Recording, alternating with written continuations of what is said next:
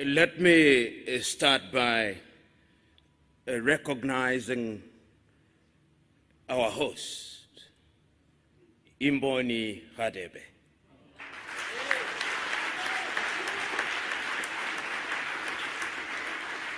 Let me also recognize that we are assembled here on the occasion of the 6th Memorial Lecture of Slabat Steve Mbiza.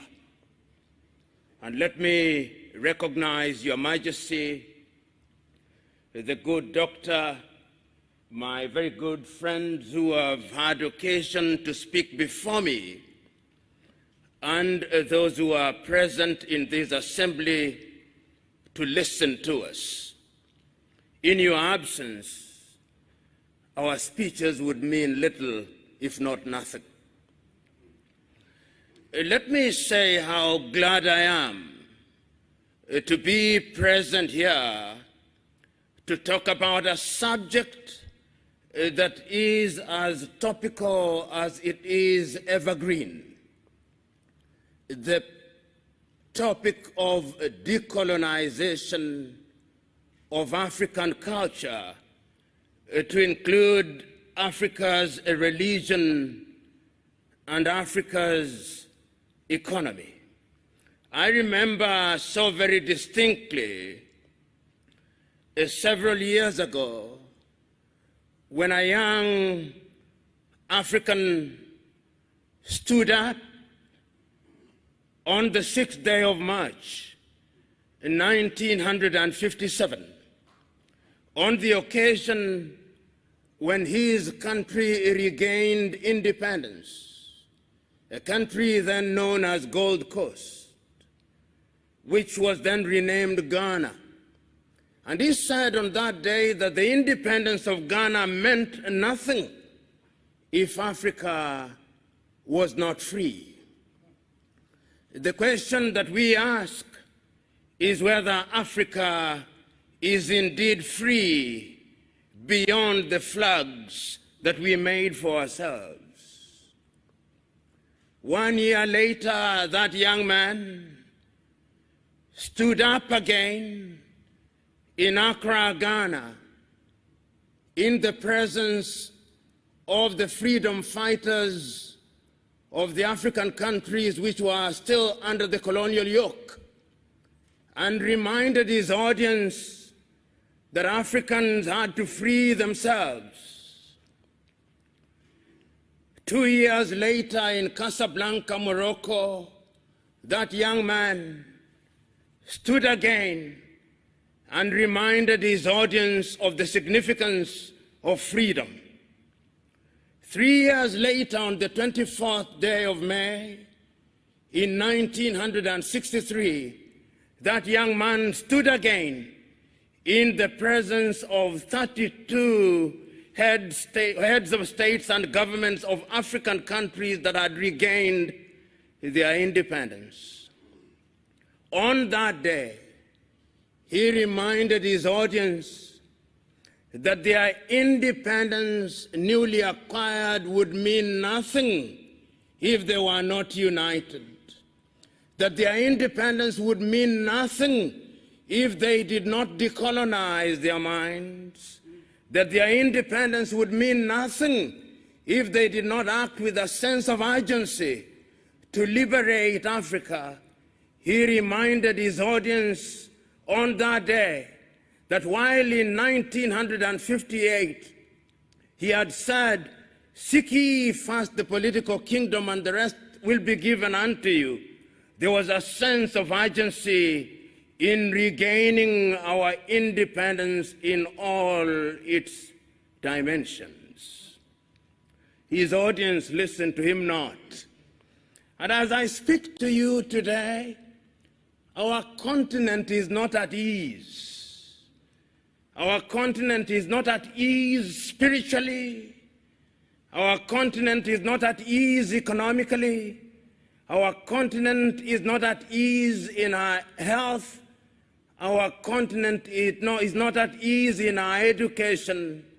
We live in a continent which has great prospects, but is now in monumental difficulties. And that is why it is legitimate to engage in an inquiry such as this. We have been victimized many times, and those who spoke before me had the occasion to narrate to you how we were enslaved and commodified by the Arabs. The Arab colonization project was a project not only of Islamization, but also a project of Arabization. And when the Arabs were done with us, the European tribes came. If it was not the Portuguese, it was the Dutch. If it was not the Dutch, it was the Italians. If it was not the Italians, it was the French. If it was not the French, it was the Germans. If it was not the Germans, it was the English. We were victimized. That is our history. And when slavery had lost its luster, some from within their ranks pretended that they were abolishing slavery. They introduced yet another thing, the thing called colonization. They came into our continent and claimed that they had discovered us. They came, and while we were here, they discovered the Cape of Good Hope. They discovered us, they claimed. While we were here, they came and pretended to discover all lakes and all rivers. That is how they came. While we were here, they came and pretended that we had no history. But let us assess history, if only to demonstrate to ourselves that the African continent is the cradle of human civilization. You know, when Europeans were still living in caves, the Dogon in Mali had already recognized the stars. When the Europeans were still eating raw meat, the Africans had discovered fire. The Africans were the pioneers. And even if you look at all religions and their creation, and I'm a keen reader of the Bible, and the Bible records, and the God said, let us create man in our own image, and that he took soil and formed man out of it. The last time I checked, soil was brown or black, not white.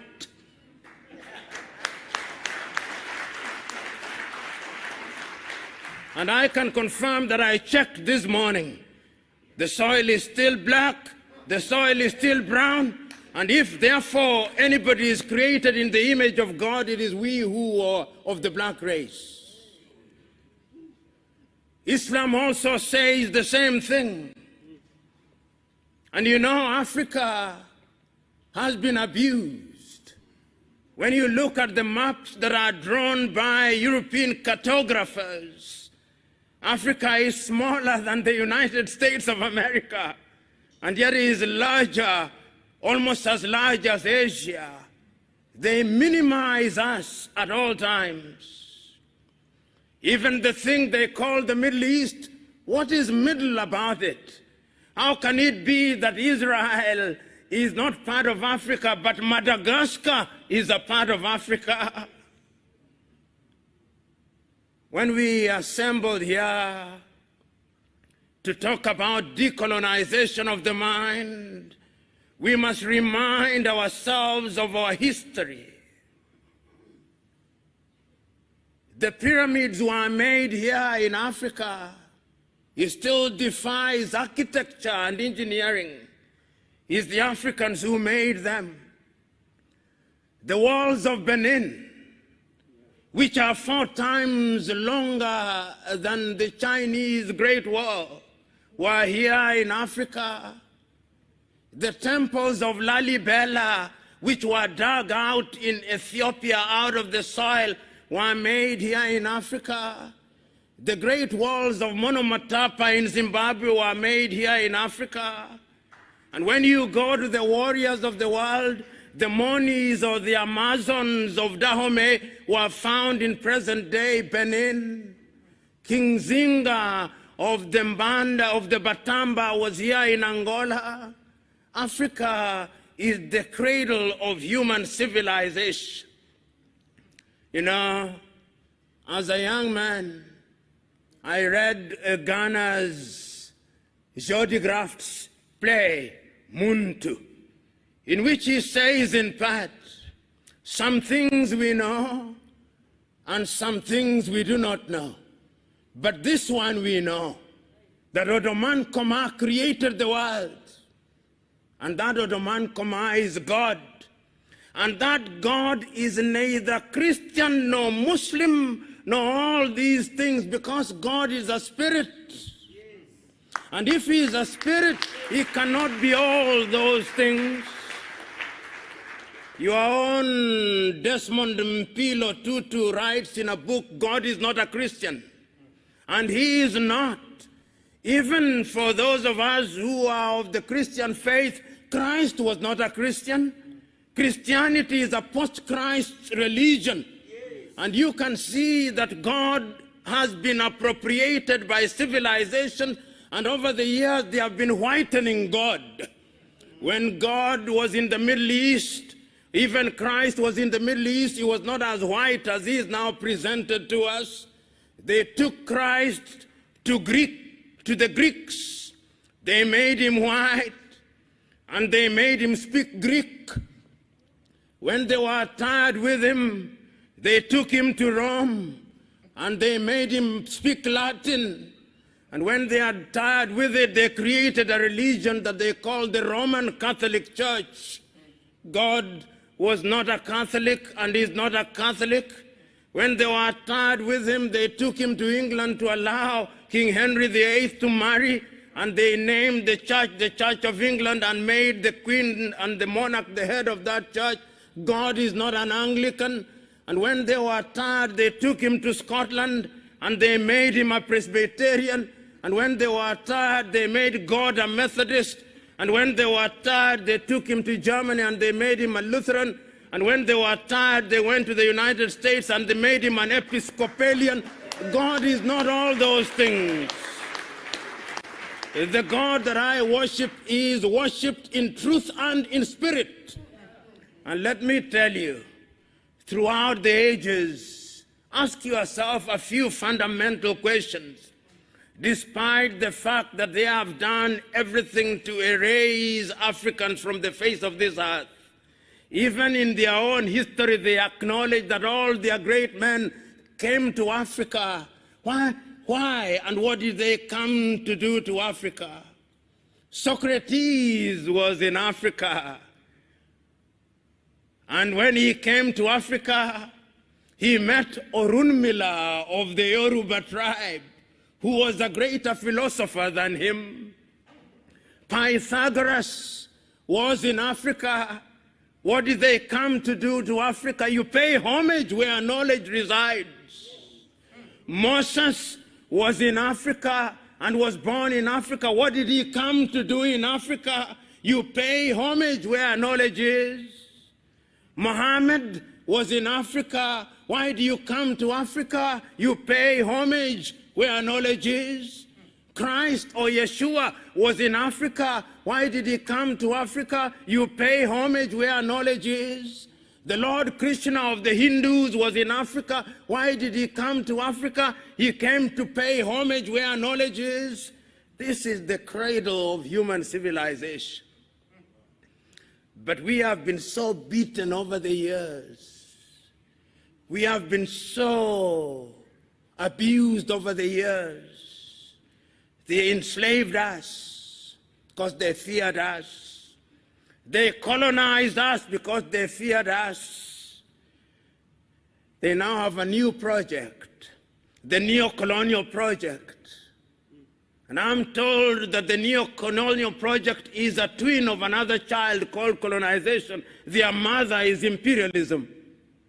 And imperialism never changes its character. It only changes the masks that it wears. We must be wary of it.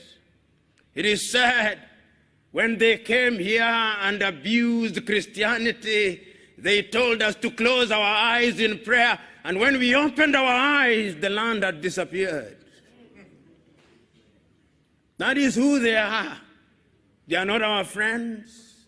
I can still hear through the vicissitudes of time your own Robert Mangaliso Sobukwe saying, there is only one race in the world, the human race.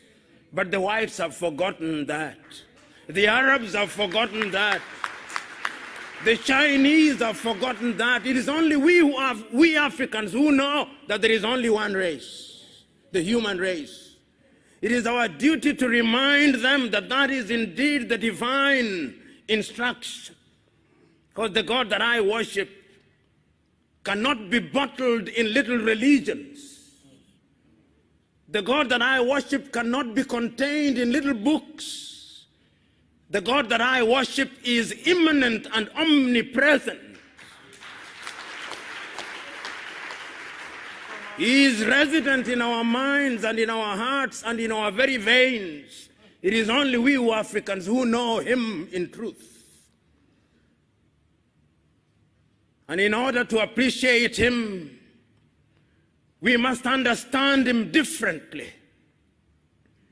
We must understand him in spirit. You know, when I look at the world, and I look at it often, and when I look at Africa and I look at her often, when I think of Africa and I think of her often, and when I imagine her and I imagine about her often, I say with the famous Sudanese poet Alpha Ituri, "O Africa, why hast thou not realized thy potential?" And the reason is simple. They came here and did something to our mind and to our spirituality. Many men have tried to understand what they did to us. I'll not refer to all of them, but I'll refer to a dramatization which some of you will be familiar with. The African-American Alex Haley produced a film called Roots. And in Roots, he dramatizes the life of a young man uprooted from Jufure village in what is now known as the Gambia, Kunta Kinte. And they take Kunta Kinte to the United States of America.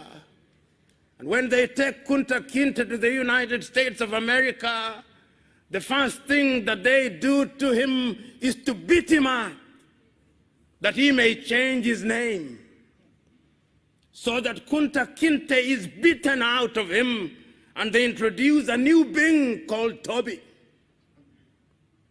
That is what they do to us. They beat our Africanness out of us. And when we are all empty, they fill us with something that is alien. And then we begin to think like them. We begin to think that our hair is not good enough, so that our women must buy wigs from dead women in Asia, so that our women must reject their skin, they bleach it that they may become whiter, so that our women can remove their eyebrows and eyelashes, so that our women can paint their lips red. They do that to us, so that our women can stop eating, that they may become slender. They do that to us. And they do that to us because they know that our women are the fountain of life. And that when they change our women, we men who are weak will be changed. We must stop that.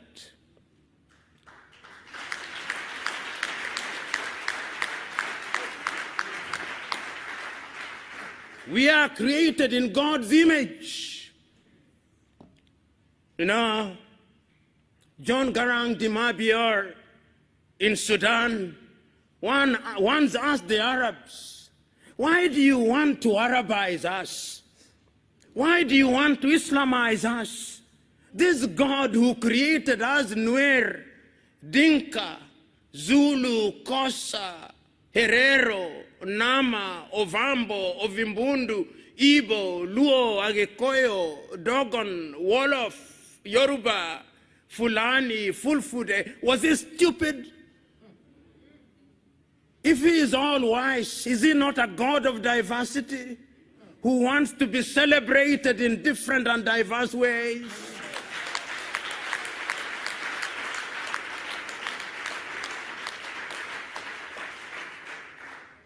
We must not accept. We must, in the nature of things, change ourselves.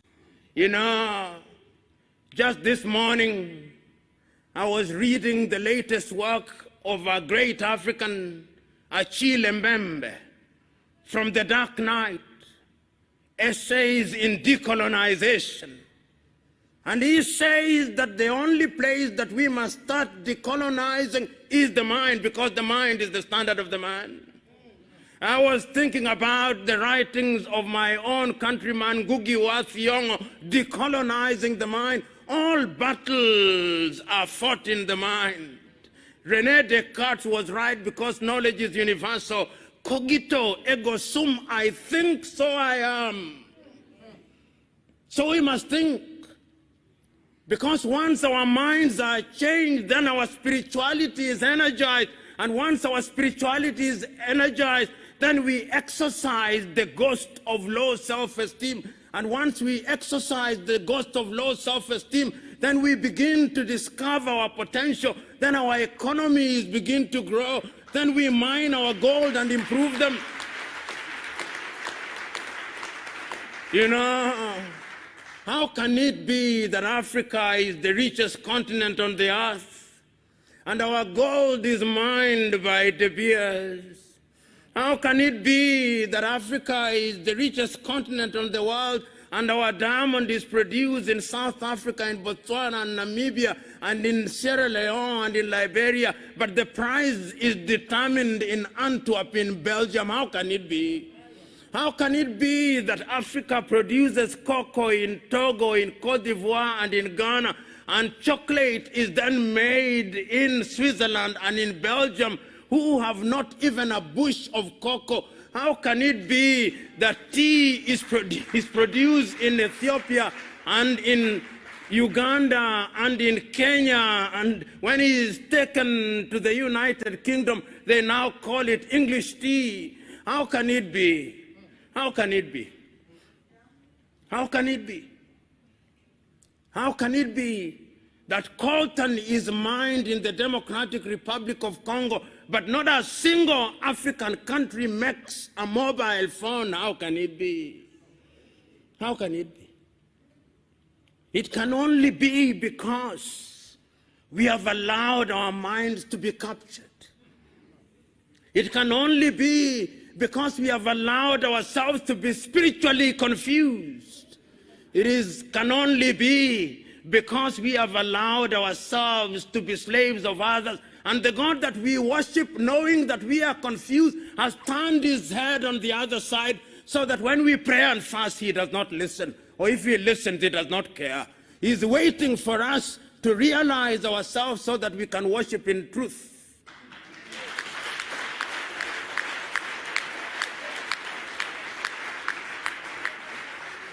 And you know, this is intergenerational. The pains that are being visited upon this generation out of the sins that were committed by the other generation. It is a time to repent, so that we who have transgressed may say that we have repented, because the future now does not lie in us. The future lies in the young ones. Chinua Achebe was right. These are the young suckers that will grow when the old banana dies. These are the very same upon whose shoulder Africa shall rise. Your duty and my duty is to plant the tree in the knowledge that one generation plants a tree, another generation waters the tree, another generation prunes the tree, another generation enjoys its shade. That is our duty. So this morning, we are not here to say new things. We are only here to remind ourselves that in the beginning there was God, and that God created man, and that man I suspect was an African, and that man could not have been anything else but an African. Why I suspect so? Because all creation says that man came from the earth. And as I said, the earth is either black or brown. So in the beginning there was an African. And in the beginning there was a spirit into which that mold was made alive, and that spirit was God. And I suspect that God gave us intelligence. And I suspect that God created Africa where it is in the very middle, because the very middle, the very center is the fulcrum, and that is why I suspect Africa is where it is, enjoying not too much cold, enjoying not too much sun. It is in the middle. It is indeed life measures as it should be measured. And that is why I suspect in his divine wisdom, he put all the minerals in Africa. If it is not gold, it is coltan. If it is not coltan, it is iron ore. If it is not iron ore, it is copper. And he does not stop there. When he was distributing rivers and lakes, he ensured that Africa had the best of lakes, the best of rivers, and he did not stop there. He ensured that we are surrounded with the best of oceans. If it is not the Atlantic, it is the Indian, which should be called the African. I do not know why they call it the Indian Ocean, but that is their conspiracy. Then there is the Mediterranean. They also call it another name, and he did not stop there. Once he had done that, he ensured that this is a continent that has men and women who are so forgiving, so generous. This is the only continent that has welcomed all civilizations. We started with the Arabs. They abused us. Then came the Portuguese. We welcomed them. They abused us. Then the Dutch came. We welcomed them. They abused us. Then the Italians came. We welcomed them. They abused us. Then the Germans came. We welcomed them. They abused us. Then the French came. We welcomed them. They abused us. Then the English came, we welcomed them and they abused us. Then the Indians came, we welcomed them and they abused us. Then the Lebanese came, we welcomed them, they abused us. Now the Chinese are coming, we are welcoming them and they are abusing us. We must stop this. And we can only stop this through self-realization. And that is why when I conclude, I must conclude by making reference to a great African, Ante Cheikh Diop of Senegal, who, writing in his book, The African Origin of Humankind, Myth or Reality, says, this is a problem that can only be solved through aggression. And I'm telling us, this is the time now for Africa to rise. Africa will be great. Africa must be great, and it will only be great if we choose to spiritually decolonize our minds, our hearts, and culture, because it is only then that Africa will be a great continent. God bless you.